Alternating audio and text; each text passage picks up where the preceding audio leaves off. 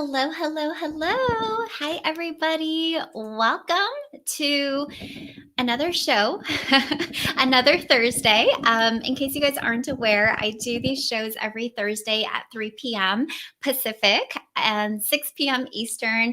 Let me know where you guys are tuning in from. These shows are really here to either bring on a guest expert to talk about something career related or just do a solo show where I could share with you some career expertise or job search tips to help you wherever you are in your job search journey. For those that are new to me, my name is Emily Liu. I am a career happiness coach and a former recruiter, and I now help job seekers land their dream jobs through solution messages. And I'm also the creator of Happily Hired, which is a program that walks you through the A to Z, or I guess I should say the 7 C's that you must master in order to land a dream job. And so those 7 C's, just in case you're not aware, are claiming your confidence, clarifying your calling, crafting a career story, creating a compelling personal brand, connecting with your dream network, crushing your interviews, and finally, commanding your worth.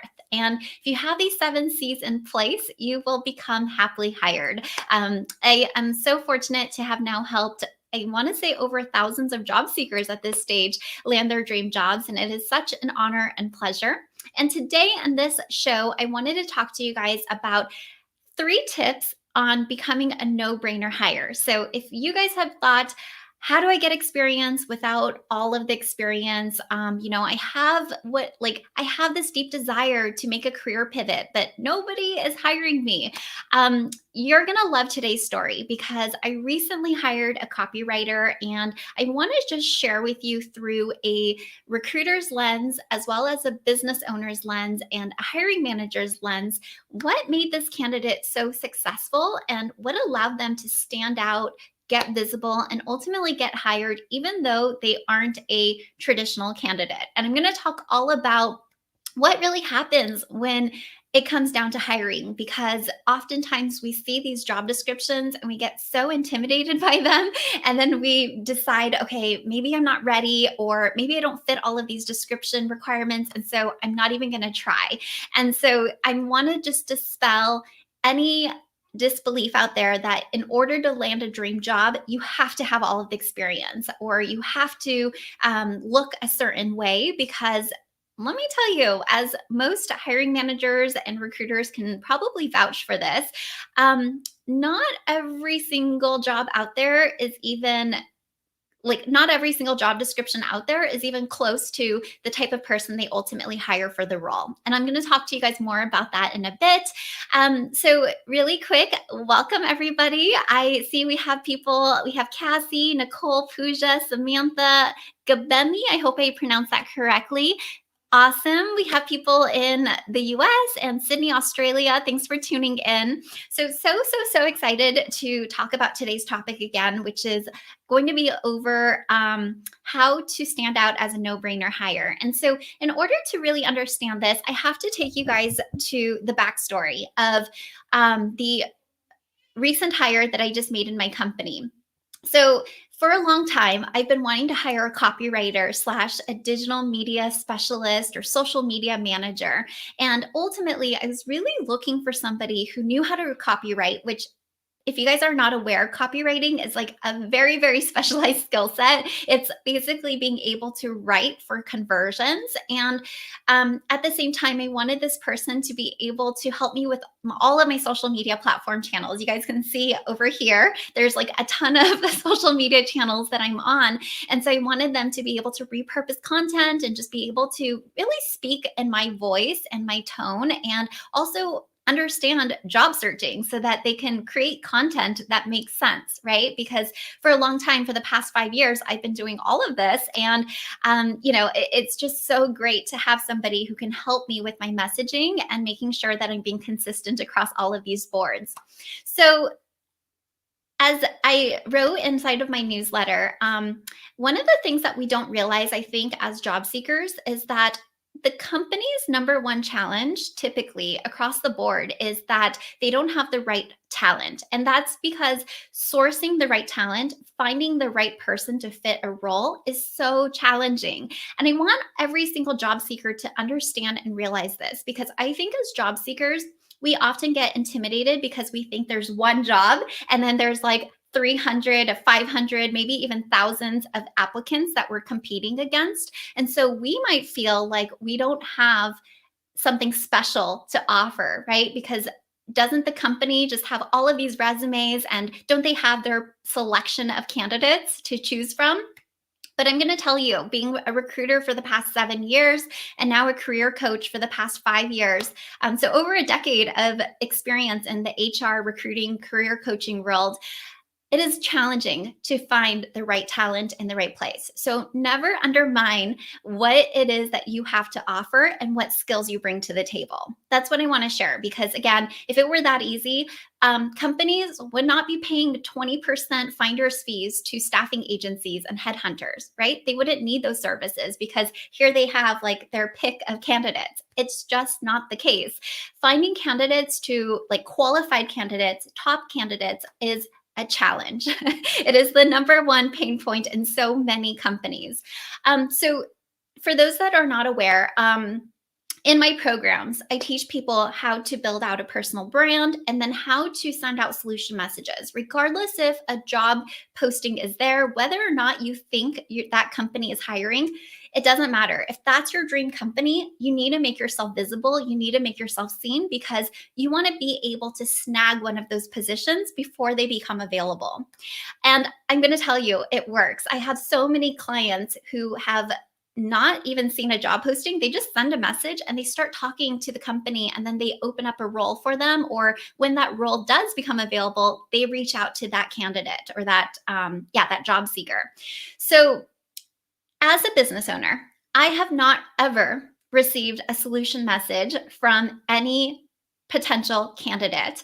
And so these past 5 years, I've been scratching my head like, does somebody like this exist? I'm not even sure.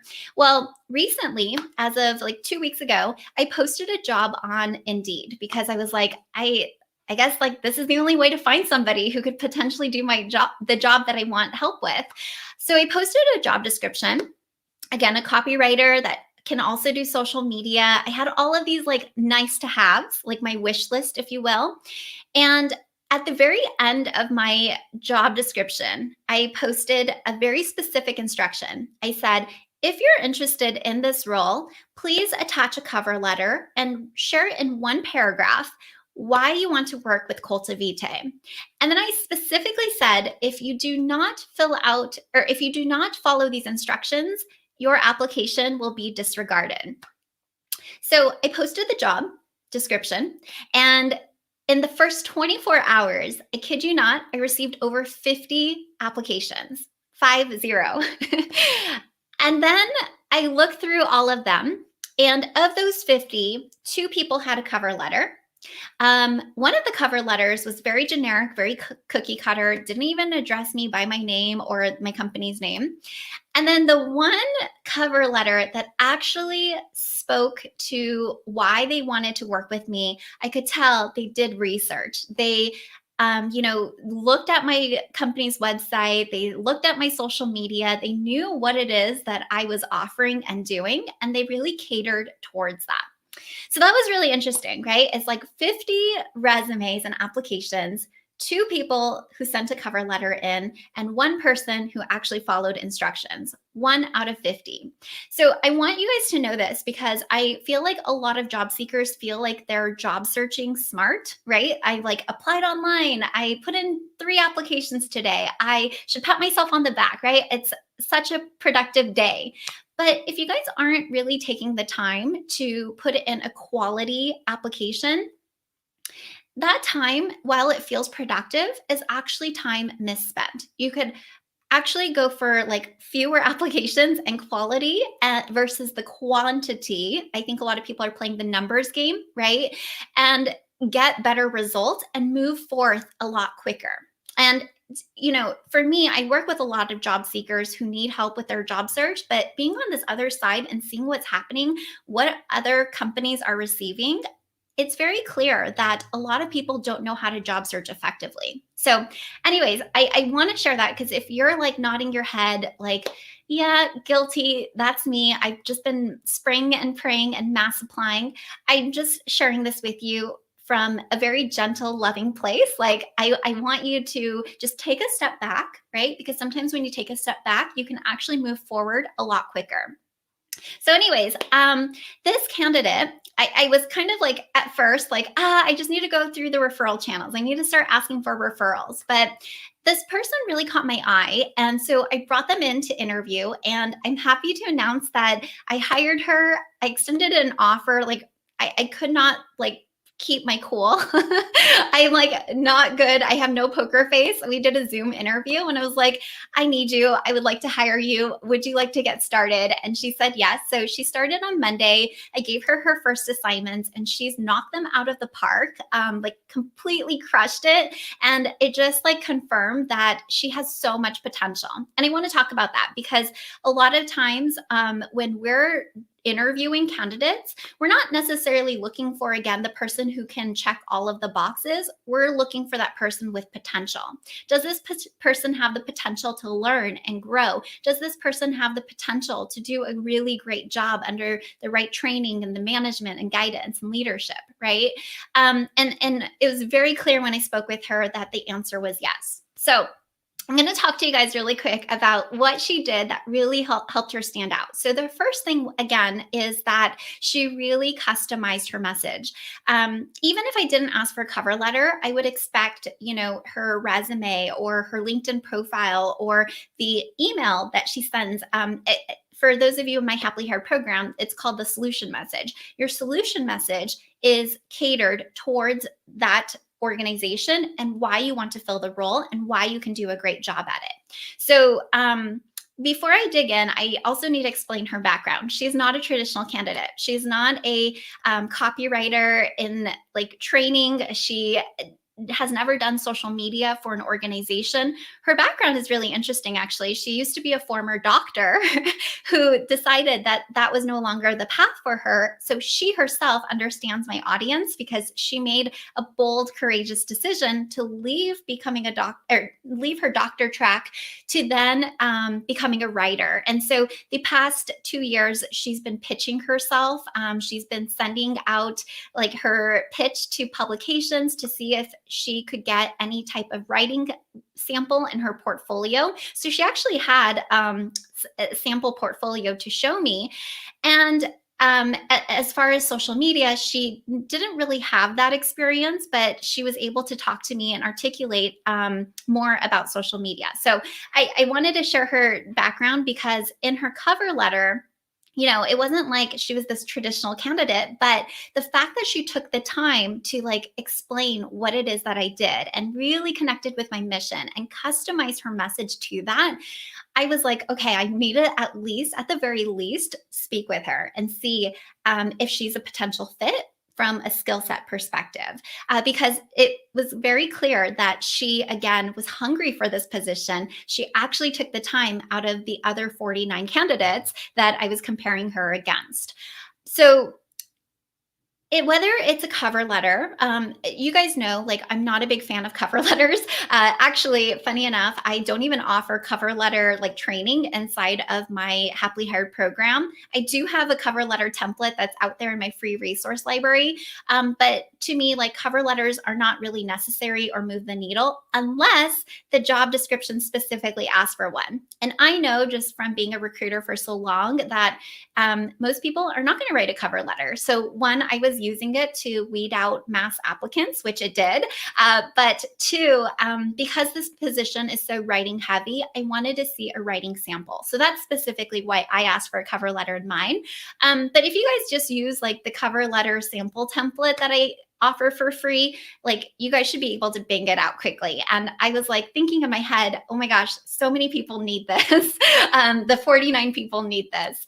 So anyways, going back to like whether it's a cover letter or just a message, like it's really, really important that you're connecting with your audience. I can't tell you, every single day I log into LinkedIn, I have like over 50 unread messages. And as I look through them, I can immediately detect which one is a mass blast email. Like, even for like service providers who want to offer me a service, they'll say something like, I really love your mission and I would love to help you by getting you more leads, right? And it's like, well, what is my mission? You haven't really customized this to me. How do I know that this isn't just a copy and paste email to every single person with a mission, right? Every single business has a mission. What is that mission? You really want to be able to speak to that, because let me tell you, the majority of candidates are not doing that. And so if you can do that, you're already setting yourself up for, one, positive first impressions, but two, a serious candidate that has skin in the game that's saying, I really want this. So that's what Nicole did really, really well right off the gate. And that's what allowed her to get visible and to get an interview. So the second thing that she did really well is she did not worry about displaying her excitement. And we were really able to build this authentic conversation and genuine connection based on her passions and her interest. So what I'm going to share is, I think a lot of job seekers, they feel like when they get into the interview stage, they have to play it cool. Like, I don't want to come off as, it's interesting. A lot of job seekers say, I don't want to come off as too desperate. But what I really appreciated about Nicole was she, like, before I asked her, tell me about herself. Actually, I asked her, tell me about yourself. And then she was going to dive into it. But before she even did that, she took a moment to like pause and just say, well, first off, I have to say, like, I was so excited to get this interview that I barely slept last night. Like, not very many people will openly share that, but as a company and as a business owner and hiring manager, I want to know you're excited. So don't worry about like coming off too strong or too desperate. I think it's good that you show your excitement level and your enthusiasm, because as much as we want to know, can you do the job? We also want to know, do you even want this job? Right. And it's so refreshing and liberating to hear somebody say, like, I'm really excited about this role. I'm really excited about this opportunity. So don't be afraid to share that. So when I was talking to her, I could also tell that she was excited because she had done so much research. Like, when I was talking to her and asking her about a specific situation, she would tie it back into my business. I can't think of an example right off the top of my head, but she was like, I know, like, you're helping people with this, and this is what I can do. So I really appreciated the fact that she was able to demonstrate just how much research she did. Like, I could tell that she was well prepared. She took a look at my social media accounts. She took a look at my website, and she made that known. She was like, I saw your testimonials, and it's amazing that you've helped people do XYZ or achieve XYZ. Again, just going the extra mile. Because I can tell you, last year I hired somebody, and she thought that I was a staffing agency. Like, all of her answers were catered to something that I didn't even offer. And I was just, later on, she had found out, like, mid interview was the most awkward thing. She was like, oh my gosh, to be honest, like, didn't do much research. I just didn't have time to prepare for this interview. To be honest, don't even know what it is that you do. And I was like, yeah, I could clearly tell, right? We can tell that by the way that you're framing your answers, how much you're really connecting the dots to your answers. So it's not your answers, just this cookie cutter blanket answer that you share for every single interview question or every single company. You're sharing that, your background and your experience, but at the same time, you're tying it into why this is helpful for that organization, or why is this relevant to that organization, or how can you help that organization? So yeah, I loved the fact that she was able to demonstrate her excitement and enthusiasm for not just the role, but also the organization, my organization that she's supporting. So far we've talked about the ability to stand out in your messaging, to even get visible, to get the interview, and then in the interview, being really able to convey your enthusiasm, your excitement, and connecting the dots by demonstrating you've done research, and this is where my experience lines up to that, or how I can help you.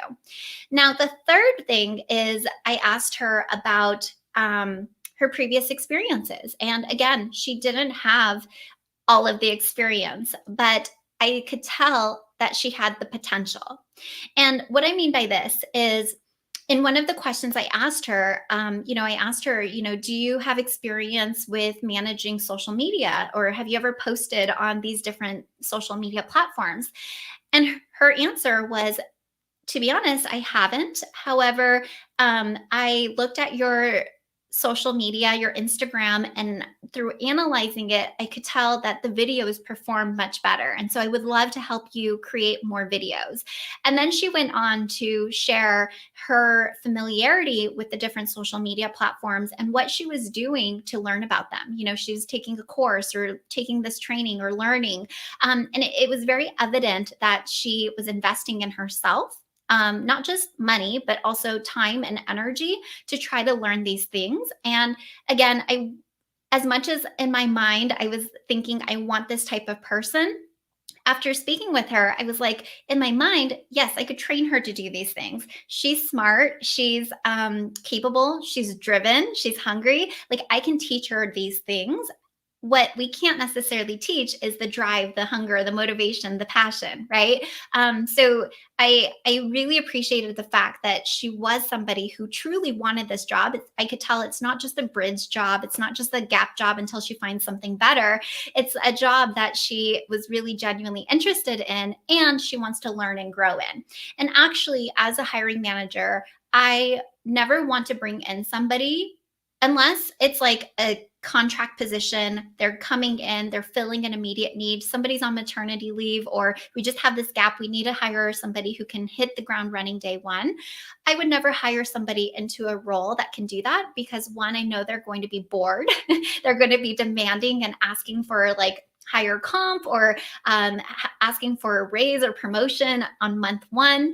I wanted to hire somebody that could evolve and grow into the role. So when you guys are looking at job descriptions and you're trying to cross compare yourself to it and ask, do I meet all of these requirements? And the answer is no. Go for it anyway. I always tell people that you really just want to meet like 70, 60%, 70% of the job description requirements, because you want to leave room to grow, right? And maybe you guys have heard others who've gone through job searches and they go through interviews and they're being told that they're overqualified, right? That's a thing too. We have underqualified, overqualified, but it's far better to be underqualified and be able to grow and build that experience. And let me tell you, the majority of companies are willing to do that as long as you're able to position yourself as a safe hire.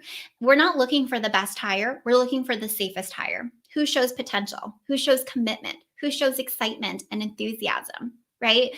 So I at the end of the day want to make sure that when you guys are putting yourselves out there, whether it's you're applying to a job position or you're going into an interview, really understand that first and foremost, most job descriptions are cookie cutter. Really, they're just recycled, copied and pasted from the internet, and then like a few tweaks here and there. But when they're putting out a job description, sometimes they have an idea of what it is they want in their mind. Like, I had an idea of what I wanted in my mind. Oftentimes, we call them like a wish list. It's nice to have like somebody who can do XYZ and knows all of these things. But until we like, and this is why interviews are so important, until we start to like meet people, and again, we can see that potential and that excitement and that enthusiasm and that hunger and that drive, we're we're able to change our minds, right? Like, everything is kind of like this nice to have list, but until we meet that person, the candidate that we hire, I guarantee you, like across the board, the majority of the time, that person is not going to check all of the boxes. They might check some, but most of the time, we're kind of putting out a list. Like, here's a general idea of what we want. Let's actually see what comes through, what's true. And I used to be a headhunter, and I can tell you guys, I used to push back on my clients all the time. I used to work for law firms, and they would be like, Emily, I need a lawyer who's licensed and barred to practice in California, and they have to speak fluent Hungarian, and they need a CS degree. Oh, preferably from a top university. Oh, and it'd be really great if that they used to work for like the Department of Justice as well. And it's like this nice to have list, but ultimately when I position candidates, I'm like, okay, what are your non-negotiables? What are those top 2 things or 3 things that you absolutely want in a skill set? What else are you willing to bend on for the right candidate? Because as every single person here knows, you guys, once you enter in a job, you're going to learn so much. You're going to learn new software, new systems, new roles and new duties, new responsibilities, new skills. And you're going to be able to do that and prove that just as you have for every single job that you went into. If you went into a job knowing exactly what to do, most likely you are in the same company, in the same role, and taking a step back in your career, right? So just understand that, again, at the end of the day, companies are really looking for potential. And again, I actually have 2 clients right now who are being rerouted in companies. It's so fascinating. They got interviews. One of them actually got an offer, but the offer was below their expectations. So I let them know, like, hey, push back. This is what you want. She's shared that, and now they're rerouting her to a higher position, and she just got an offer for that, which is amazing. But I want you guys to know that oftentimes companies, when they look at a candidate, they look at a resume, they can see like generally where this person would fit in, and those conversations can be started. No recruiter is actually like looking and calculating, okay, let me see, Gina has 5 years of experience. She has a bachelor's degree, so she would fit in here, right? They're getting a general feel for you, and then they're going to decide, can we place her? Would she be interested in our company? Did she demonstrate that she's proactive, interested, engaged, excited? And then do we know where her skills line up? What is she doing? How is she combating that skills gap, right? So Nicole, the copywriter I just hired, she's never done copywriting before, but she was able to demonstrate for me, like what kind of writing style she has, what she's been doing to really come up to speed in her creative writing skills. I appreciated the fact that she's invested in herself. She's done certifications, she's taking courses, et cetera, right? It's really important that I'm able to see her display her passion, her interest, her excitement, instead of just saying like, I'm excited about copywriting, right? If she had said that, but didn't have anything to like really back that up, at the end of the day, they say talk is cheap unless it's with an attorney. So just know, again, the most important thing in your job search is to stand out. What is it that you want to go for? How are you standing out? And again, this could be with a solution message. It could be in a cover letter, most likely solution message though. And then how do you get visible, right? So how are you demonstrating and showing that you are the candidate that needs to be selected and hired so that you can ultimately get the offer? I want to just take a pause here because I know we have a couple of people live with us, and ask if you guys have any questions that are coming through on what it really takes to become a no-brainer hire. I will share this is really condensed because I do have an interview module that is the longest module out of all 8 modules out there, but and obviously it goes into like more of the tactics and strategies, but it's important to nail down this foundation of ensuring that you're seen as a safe hire, not the best hire. Let's see. Awesome. Okay, Sharon, thank you so much. I don't know, that's subjective. Even before you can get the opportunity to express your interest, it's an immediate hit or miss dependent on the interviewer. Okay, so even before you can get the opportunity to express your interest, It's an immediate hit or miss dependent on the interviewer. Yeah, it is subjective. I'm not going to sugarcoat that. Job searching is very subjective. Hiring is very subjective. It's great if companies can kind of stick to this like cross comparison because we ask the same set of questions to every single interviewer. And a lot of companies do implement that. There are scorecards for that. But at the end of the day, you guys may have heard like the famous quote that communication is really about how you make that other person feel. So when it comes to any human interaction and communication, people are not necessarily going to remember exactly what you said. You guys can tell, like I'm trying to recount my last interview just this past Friday. It's only been, I don't know, less than a week. And I can't exactly remember like every single thing that we talked about or how she stated certain things.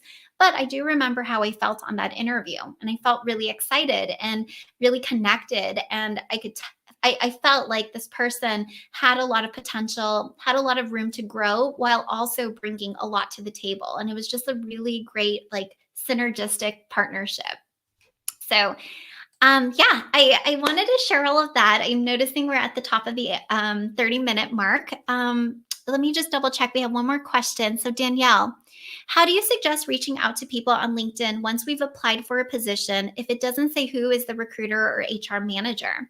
Oh, good question. I do have a whole module on this, by the way. If you are inside of the Happily Hired programs, Connect with Your Dream Network has all of the templates. But if you're not in there, I guess this can still make sense. Essentially, you want to go to the company page, take a look at all of its employees, and then use the advanced search filters on LinkedIn. And you can start to figure out who the hiring manager is. Depending on the job description, sometimes it even says like this position reports to a title. That could be the title. If not, you can make your best guess or your best judgment, right? So if you're going for a, I don't know, event marketing manager role, you might want to look at who the events director is, right? Or who the marketing director is and make that educated guess. If you don't know who the recruiter or HR manager is, you can always try to make your best informed guess. Again, I at this stage would either look at your function. So, some specific organizations, for instance, if you're a salesperson, you would reach out to the G&A recruiter, general and administrative, or sometimes they even have sales recruiters. If you just type in recruiter, you can like take a look. If you can't find anybody specific to a function, like obviously you wouldn't apply to like the technical recruiter if you're going for a sales role. But if you can't find like a specific person, you might want to just go by geographic location, filter by the location that the job is posted in or the job that you're going to be working in, or sorry, the location you're going to be working in, and see if you can make a connection there.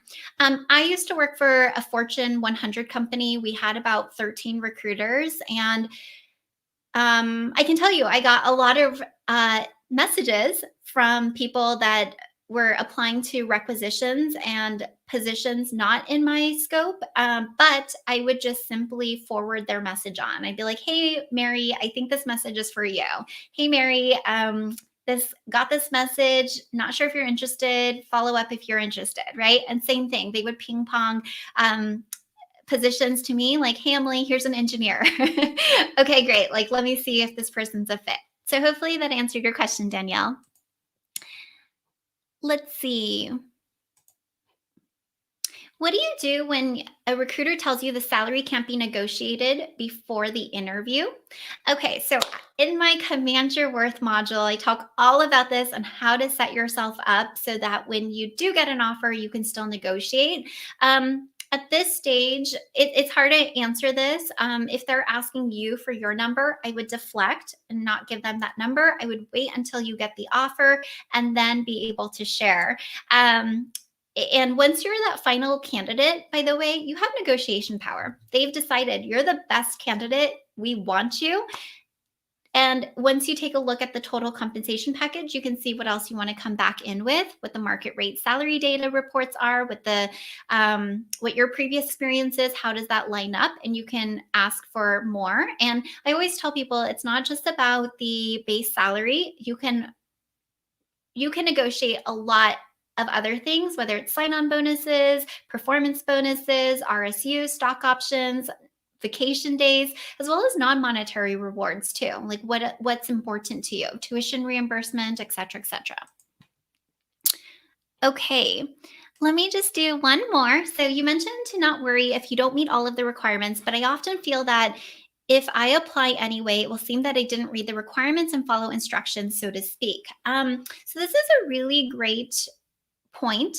I want to say, like, for following instructions, if they ask you for specific things to do, like, make sure that you attach a cover letter, or some companies. I remember one time I applied online in like 2016, and a company wanted me to write a haiku, like a poem inside of my application. And so, those were like it was a tech company.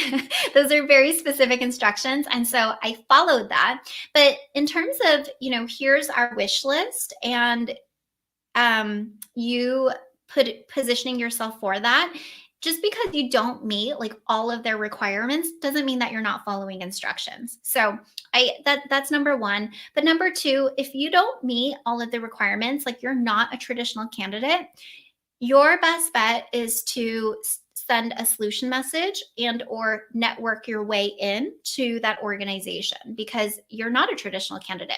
It's important to understand that recruiters have one job. It's to fill their requisitions with the best qualified candidates. And a recruiter is going to be taking a look and trying to find that closely aligned match, right? If I'm a recruiter and I'm hiring for a business development person, and I have like a resume database of, I don't know, even 5 business development people, and here you are wanting to make a career transition, but you don't have that title, you don't have a traditional business development background, and I just sent your resume to the hiring manager, they're going to be like, Emily, what is this? Like, did you not listen to what my requirements are? Why are you sending me this? Right?